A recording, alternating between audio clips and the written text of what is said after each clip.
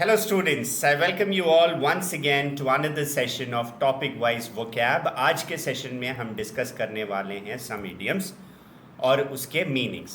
Before I start, for people who haven't joined my Telegram group yet, please ensure that you join. This is the ID Iyer Sir Test Book। इस नाम से ये आपका ID है। यहाँ पे Iyer होना चाहिए था, ई के बाद R नहीं है। Let me just correct it, just a minute। Okay, so इसका ना लिंक नीचे आपको डिस्क्रिप्शन बॉक्स में भी दिया होगा। You can join using the link in the description box, or you can scan this QR code to join. You can connect with me for all PDFs, daily PDFs, discussion, doubt solving and any kind of interaction you want with me। आप इस group में connect करके मेरे से you can get in touch with me regarding any concerns of yours। Okay, इसके अलावा the Hindu editorial vocab show उम्मीद करता हूँ आप लोग रेगुलरली देखते आ रहे हो। If you really want to improve your synonyms, antonyms and your vocab power, please ensure that you watch this session. काफ़ी फ़ायदेमंद होगा आपका वोकैब बूस्ट करने के लिए ना। रोज़ आपके डिफरेंट फैकल्टीज़ अलग अलग समय पर आते हैं। I will be here with you on the YouTube channel at 6 p.m. every day with topic wise grammar, vocab और comprehension। काफ़ी प्रैक्टिस सेट्स लेके आता हूँ जिससे आपका काफ़ी मददगार साबित होगा। बाकी सब्जेक्ट्स के लिए भी सारे faculties the best in class are there to actually support you, guide you and mentor you. So please ensure that you join all their sessions as well. तो चलिए शुरू करते हैं। क्वेश्चन क्या कह रहा है? Select the most appropriate idiom in the context to fill in the sentence. Sentence कह रहा है the government has decided to dash GST on some items in order to help small traders. Okay, crack down on, roll back, steer clear off और wash away. तो यहाँ पे कौन सा idiom लगना चाहिए? That's the question. Now crack down on का मतलब होता है to take severe measures, strict कदम उठाना किसी चीज़ को कंट्रोल में लाने के लिए। Okay, the police have started a crack down on drunk driving. Police ने सिवियर स्ट्रिक्ट कदम या पनिशमेंट लेने लगे हैं ड्रंक ड्राइविंग के लिए। रोल बैक का मतलब होता है विड्रॉ। जैसे फार्म लॉज थे उसे वापस ले लिया गया, तो that is it was rolled back, it was withdrawn. So यहाँ पे withdraw is correct. Has decided to withdraw GST on some items in order to help small traders. Steer clear off का मतलब होता है किसी चीज़ से दूर रहना या बच के निकल जाना किसी चीज़ से, that is steer clear off. India has manage to steer clear off the recession, मतलब रिसेशन से बच के निकलने में कामयाब हुआ। Wash away is a complete loss को आप कहते हो वॉश अवे। या completely something has been cancel. जैसे मैं कहता हूँ the India Pakistan series was washed away.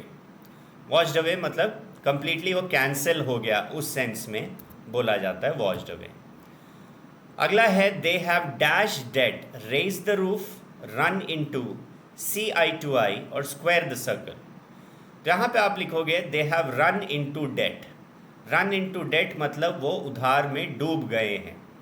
Raise the roof का मतलब होता है इंक्रीज द लिमिट, किसी चीज़ का लिमिट बढ़ा देना, that is raise the roof. See eye to eye का मतलब होता है फेस, किसी का आमना सामना करना। और स्क्वायर द सर्कल का मतलब try to do something impossible, कुछ इम्पॉसिबल चीज़ करने को ट्राई करना, that is square the circle. अगला क्वेश्चन है yesterday someone dash and stole Aman's radio, broke off, broke through, broke in, broke away. तो यहाँ पे कहीं पे ज़बरदस्ती घुस जाना विदाउट परमिशन, उसे हम कहते हैं ब्रोक इन। ब्रेक इन या ब्रेक इन टू दोनों का मतलब यही होता है to enter forcefully, okay, for some wrong intention, किसी गलत इंटेंशन से कहीं ज़बरदस्ती घुस जाना। So broke in is correct. Broke off का मतलब होता है टू एंड और टर्मिनेट, टू एंड और terminate, that is break off. Okay, generally relationships के लिए बोलते हैं he broke off with his girlfriend. Broke through, again break through होता है, ये सारा पास्ट में लिखा है. Break through is an important achievement और a success. The police got a major break through in the case. Break away का मतलब होता है एस्केप, किसी के चंगुल से भाग जाना, दैट इज ब्रेक अवे. अगला, not only this the trash collection point was dash. Go to the dogs, have a ball, spick in span, in hot water. क्या होना चाहिए सोच के बताइए. सो ये कह रहा है not only this trash collection point, जो कचरे वाला पॉइंट था वो गो टू द डॉग्स का मतलब होता है टू बी रूइंड, पूरी तरीके से बर्बाद हो जाना. हैव अ बॉल का मतलब होता है एंजॉय करना, खूब एंजॉय करना. स्पिक इन स्पैन का मतलब होता है वेरी नीट एंड टाइडी. तो यहाँ पे मैं नीट एंड टाइडी, साफ सुथरे की बात कर रहा हूँ. और इन हॉट वाटर का मतलब होता है इन डिफ़िकल्टी, बहुत परेशानी में होना. सो अब not only this the trash collection point behind was spick in span. Trash collection point भी काफ़ी साफ सुथरा था, जहाँ पे कचरे को इकट्ठा किया जाता है वो जगह भी साफ सुथरा था, ये बोलना चाह रहा हूँ. Okay, next. अच्छा, गो टू द डॉग्स मतलब पूरी तरीके से बर्बाद हो जाना. If you do not end corruption in our country, our country will go to the dogs, मतलब पूरी तरीके से बर्बाद हो जाएगा. ना ये एक प्रोवर्ब है, don't put all the eggs in one dash. Basket लिखूँ, बॉक्स लिखूँ, फूड लिखूँ या attempt. So don't put all the eggs in one basket हम कहेंगे, बॉक्स, फूड, अटेम्प्ट नहीं.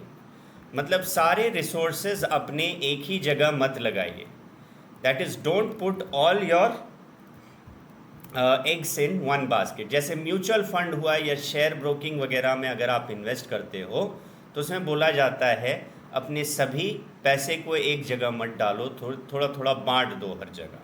So don't put all the eggs in one basket, this is a proverb. Okay, याद रखना. Select the most appropriate meaning of the given idiom. Put two and two together. Two and two together. Bad at mathematics, poor financial condition, figure out something or forget something.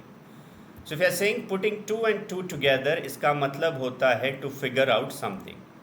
कोई चीज़ identify करना, that is putting two and two together. Okay, to conclude something या कोई चीज़ समझ जाना बिना बताए अगले के, that is you are putting two and two together. अगला, a watched pot never dash, breaks, boils, falls और रेस्ट. ये भी एक प्रोवर्ब है. Okay, a watched pot never boils is correct. A watched pot never boils का मतलब होता है कि अगर आप किसी चीज़ का इंतज़ार कर रहे हो, if you are waiting for something, it seems forever, ऐसा लगता है कि वो इंतज़ार कभी ख़त्म ही नहीं हो रहा है. Okay, a watched pot never boils means if you are waiting for something to happen, it seems it's taking ever, मतलब वो चलता ही रह रहा है और वो कभी, मतलब वो इंतज़ार नहीं ख़त्म हो रहा है. That is a watch spot never boys. Okay, मतलब if you are waiting for something, it seems it's taking forever, that's the simple meaning. अगला है, I never mind what people say, they are only dash. Cutting the mustard, talking through the hat, cutting to the chase और crying wolf. चारों का मतलब समझिए. Cutting the mustard का मतलब to meet expectations. Talking through their hat का मतलब to talk foolishly और to talk nonsense.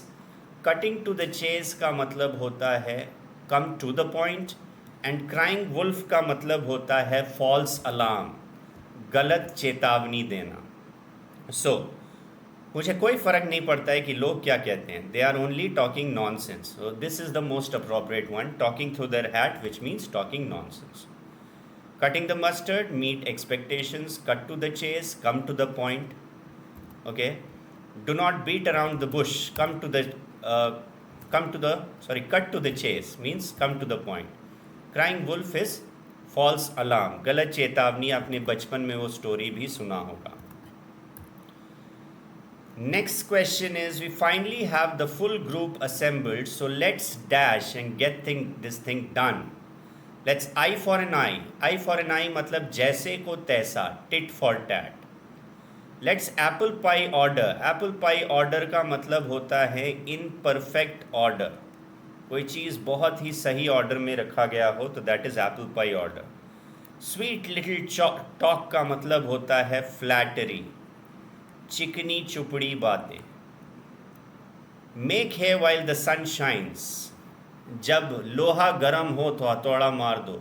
Make full use of the opportunity. So D is correct. We finally have the full group assembled, so let's make hay while the sun shines. पूरा ग्रुप अभी assembled है तो हमें इसका पूरा फ़ायदा उठाना चाहिए। Make hay while the sun shines, D is absolutely right. अगला क्वेश्चन है, since the company has lost a good deal of time in money, you will have to dash, get bent out of the shape, take a shot, make good the loss, or in a heartbeat. Get bent out of the shape मतलब be out of form, take a shot means take a chance, make good the loss मतलब जो भी नुकसान हुआ उसको ठीक करना होगा, in a heartbeat means in a moment or in a second, झटके में। यहाँ पे लिखा है since the company has lost a good deal of time and money, you will have to make good the loss. C is absolutely right, जो भी नुकसान हुआ है उसे आपको ठीक करना होगा। Make good the loss. Clear enough? Next question, to be a successful lawyer one must know how to dash, neck out, rest on once laurels, call a spade, dot one's i's and cross one's tease.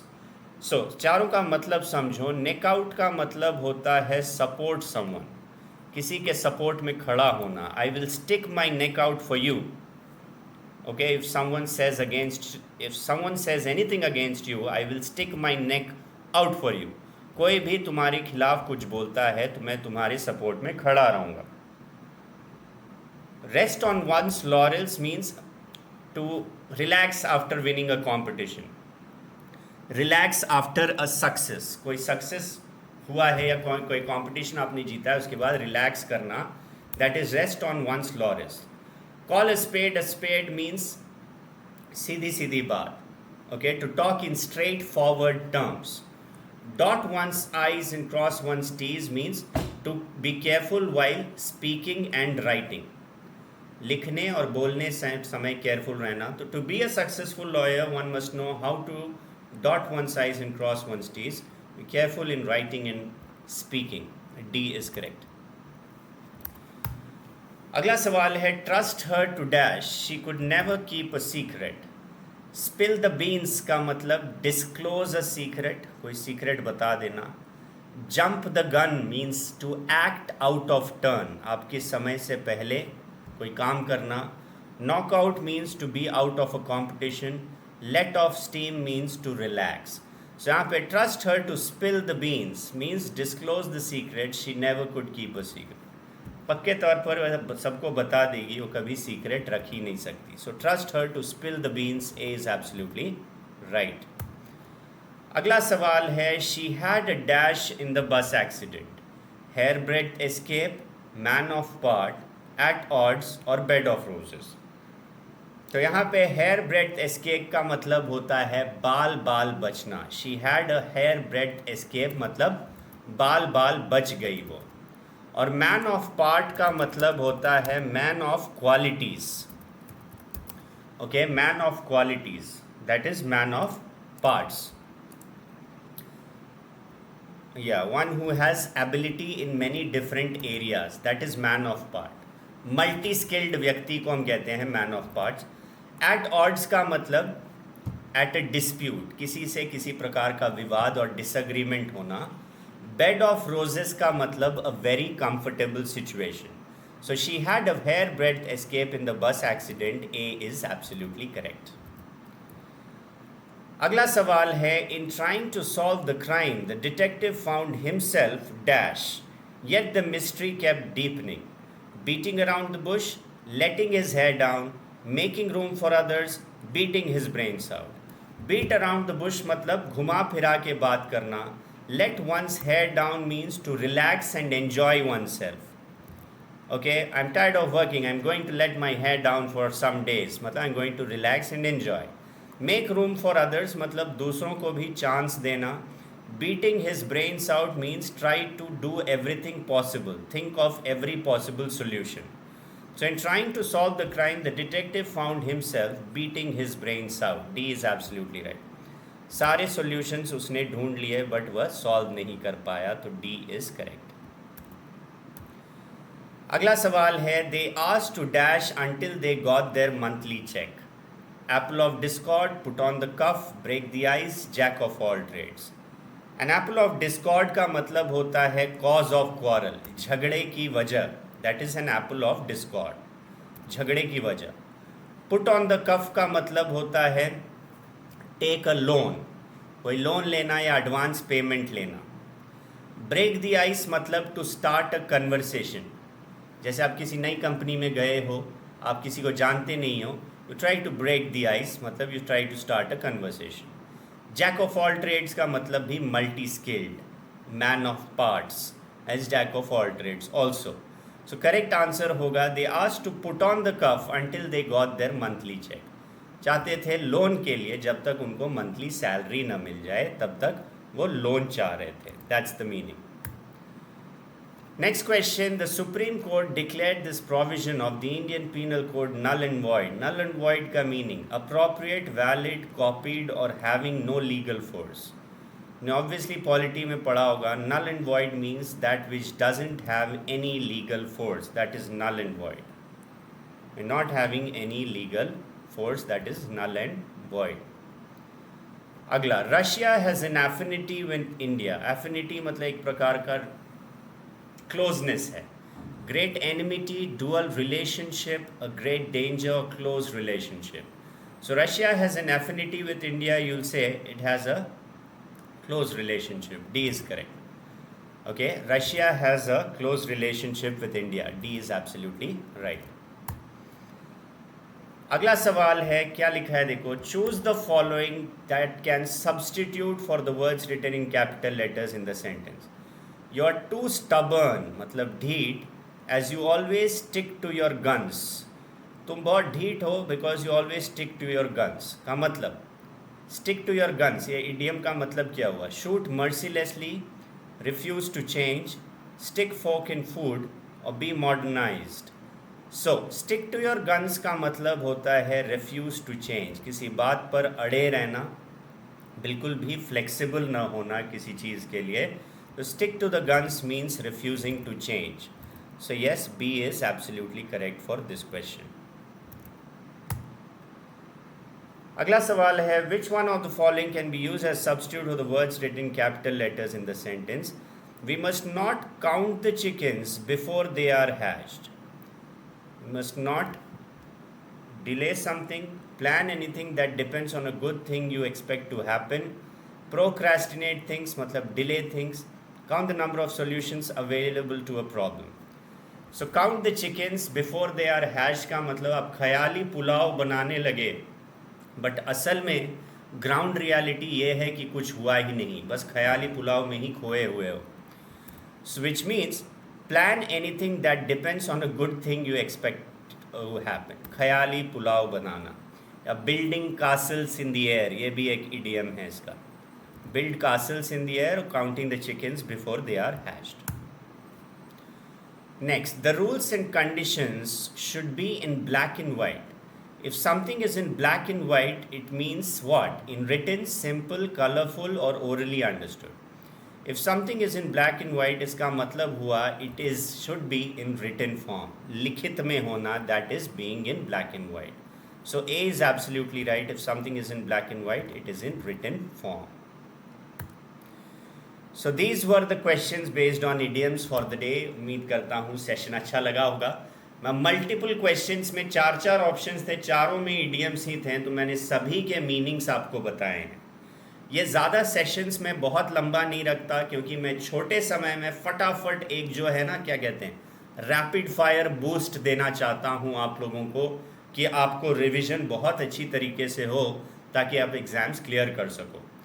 इसके अलावा जिन्हें लगता है कि आपके basics उतने strong नहीं हैं, if you feel that your basics are not strong enough and you want to take your preparation to the next level, you can join our courses for CBS, CAPF and AFCAT exams. Okay, use this code JOSH to take our courses, जहाँ पे आपके comprehensive detailed courses हैं with complete concepts, practice, doubt resolutions. Okay, और आपका progress, mock test, सारी चीज़ें आपको मिलती हैं. We discussed any kind of doubts और queries you have, you are also provided with sufficient mock test. तो ये सारी चीज़ों के लिए आप ज्वाइन कर सकते हो ये वाले courses. Use this code Josh to avail additional discount. Link is there in the description box below. Okay, so that was it in this session. Do like, share and subscribe to the channel. Click on the bell icon for notifications. मैं आपसे मिलूंगा अगले session में. तब तक के लिए goodbye, stay safe, take care everyone.